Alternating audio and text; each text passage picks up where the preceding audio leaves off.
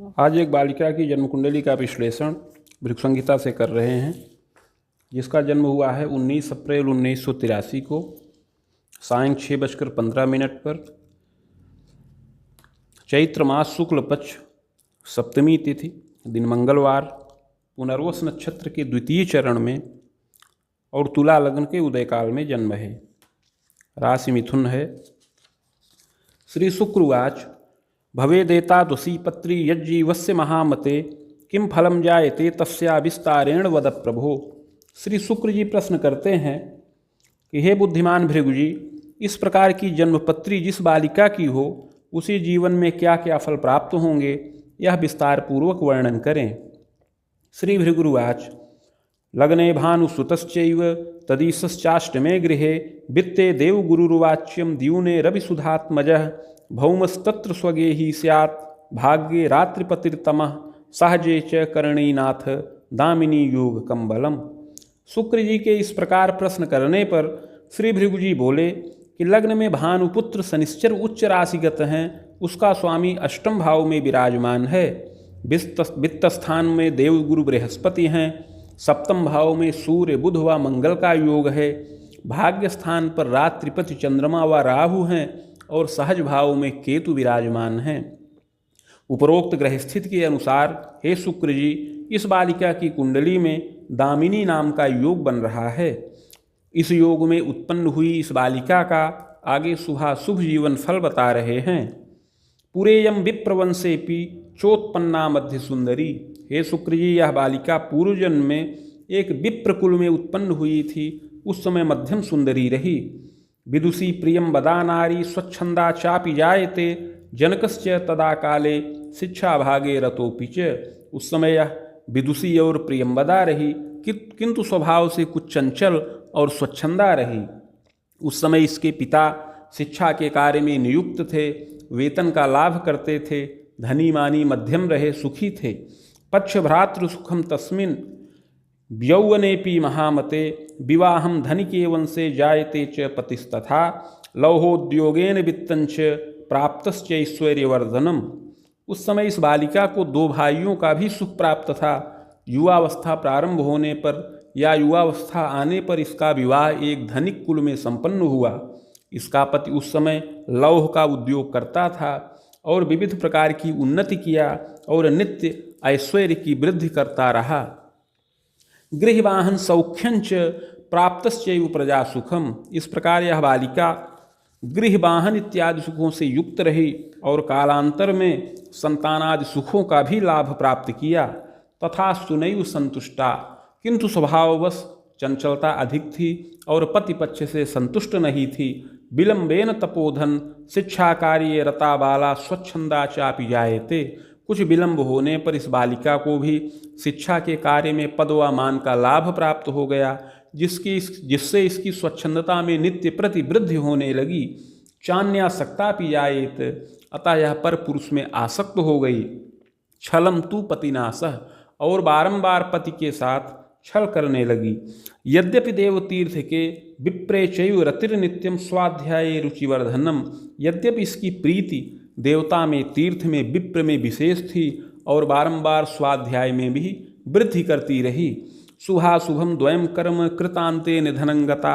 इस प्रकार का शुभ और अशुभ कर्म करते हुए अंत में मृत्यु के वश में हो गई।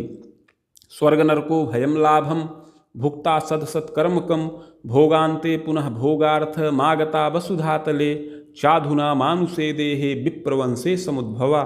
मृत्यु के पश्चात कर्मानुसार स्वर्ग व नरक दोनों प्राप्त किया। तत्पश्चात संचित कर्म का फल भोग करने के लिए पुनः पृथ्वी तल पर वापस आई और इस समय मनुष्य देह के अंतर्गत विप्र कुल में जन्म प्राप्त किया है। चैत्रे मासे सिते पक्षे सप्तम्याम भौमवासरे पुनर्वसौ बाहुपादे तुला लग्नोदय कवे।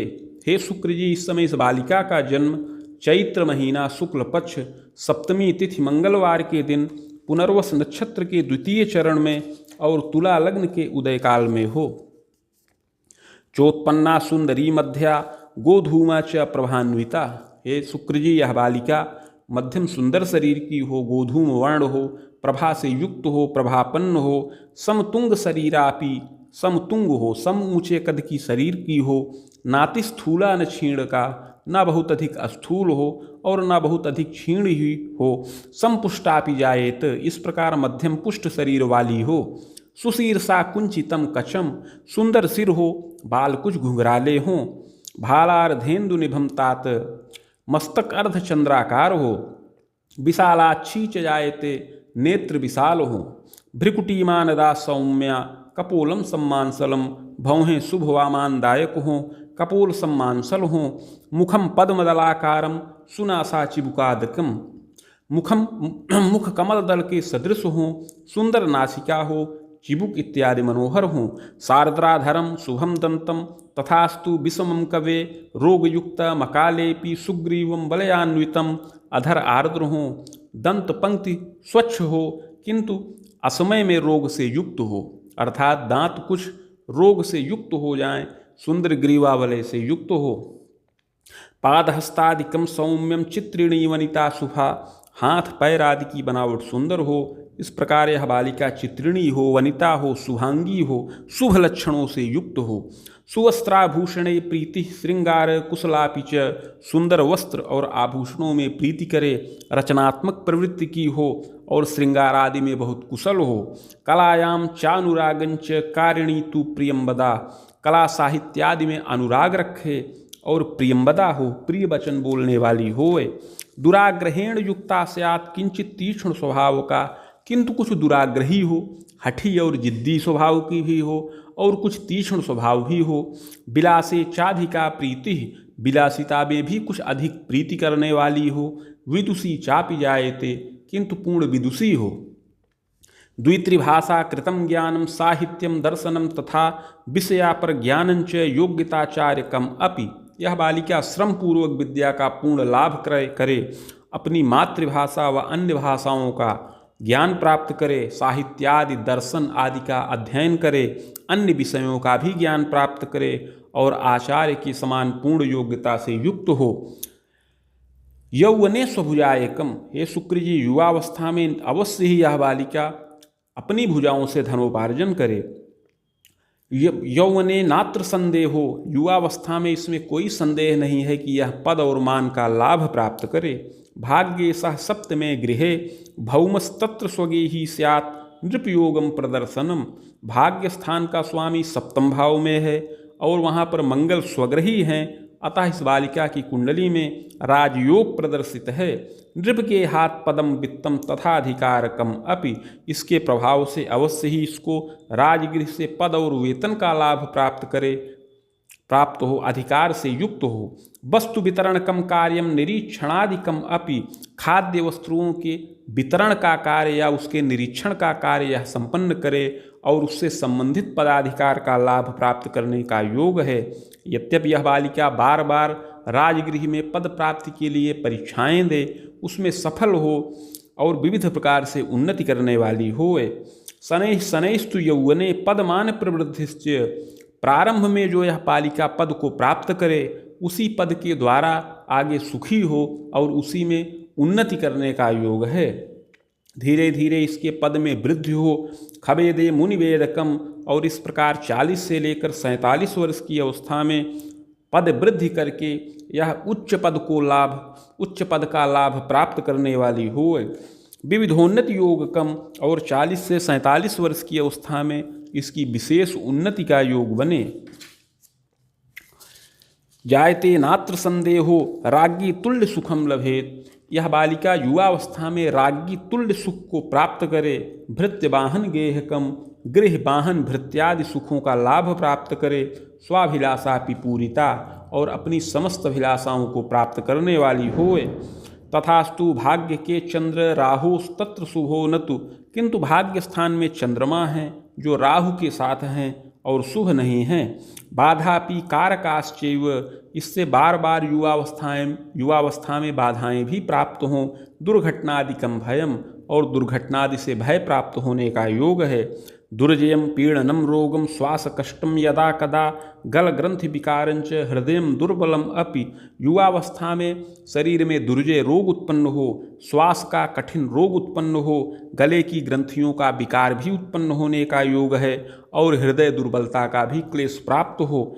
यौवने रज दोषंच नेत्रे कष्टम च संभवम। युवावस्था में रज रोग प्रदर्जन्य रोग से पीड़ा प्राप्त हो और नेत्र में भी आंशिक दुर्बलता प्राप्त होने का योग है, दृष्टि दुर्बलता प्राप्त होने का योग है।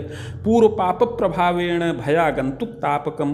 पूर्व जन्म में जिस प्रकार पाप किए थे उसके प्रभाव से आगंतुक क्लेश प्राप्त हों। पतेः पक्षे प्रपीड़ार्ता, और पति पक्ष से भी यह पीड़ित रहे। सुयत्ने रक्षिता यदा, यत्न औषध से यत्नपूर्वक रक्षा प्राप्त करने वाली होए। अग्रजा संततिश्चैव चानुजा च धरा सुखम, चानुजैक सुखम यत्ने सहजे केतु योगतः।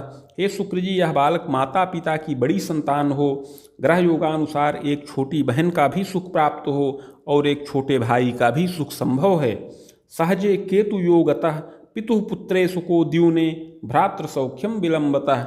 हे शुक्र जी, सहज भाव में केतु हैं और पिता के पुत्र स्थान का स्वामी सप्तम भाव में है, अतः भाई का सुख कुछ विलंब से प्राप्त करने वाली होए। जायते पैतृकैश्वर्य पितुश्च मध्यमम यदा।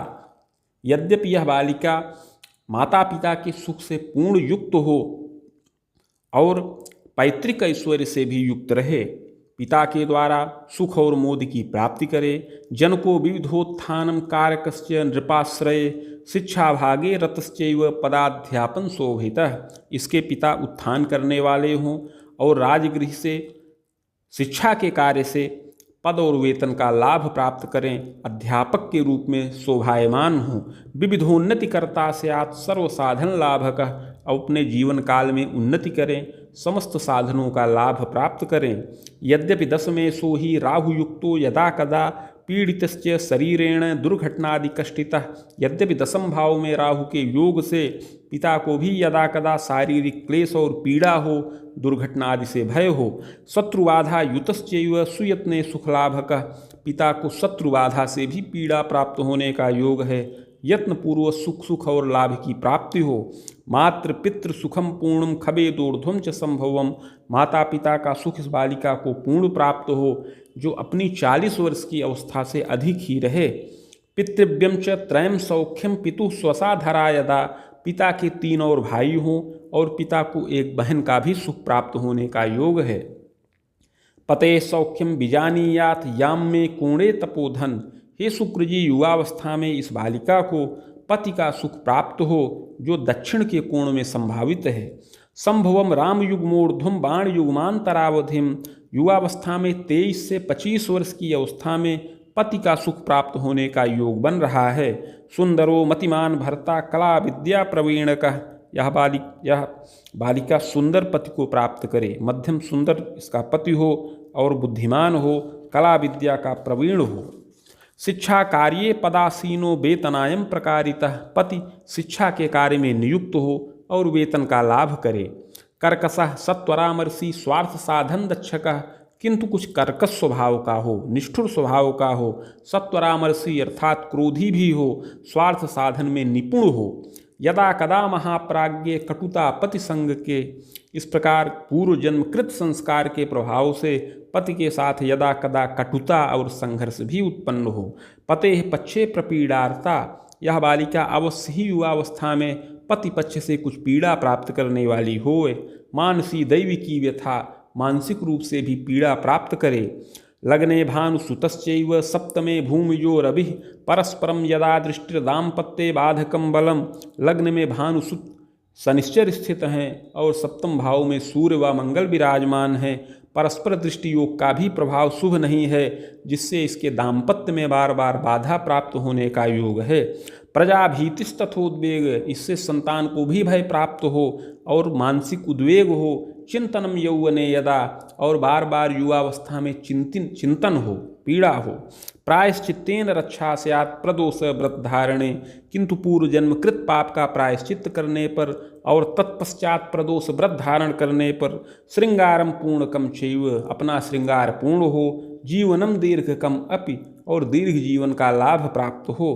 पुत्रैक सुख योगंच सुता चैका थवा द्वयम, एक पुत्र और एक अथवा दो तक कन्या संतान का भी सुख का लाभ प्राप्त हो। जायते भौतिकम सौख्यम साधनम लभते खिलम, इस प्रकार युवावस्था और प्रौढ़ावस्था में यह बालिका समस्त भौतिक सुखों का लाभ प्राप्त करे, समस्त सुख संसाधनों का लाभ प्राप्त करे और उच्च पद को भी प्राप्त करे।